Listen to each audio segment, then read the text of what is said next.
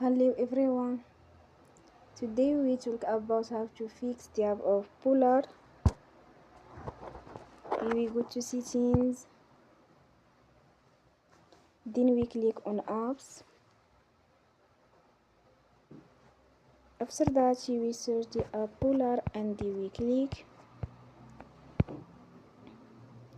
Then we will on for stop. After that we go to storage.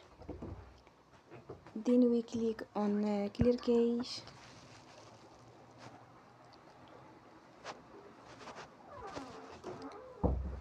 In the end, you will turn your Wi-Fi and you will turn again. Don't forget to support us by like and subscribe. See you next time and thank you for watching.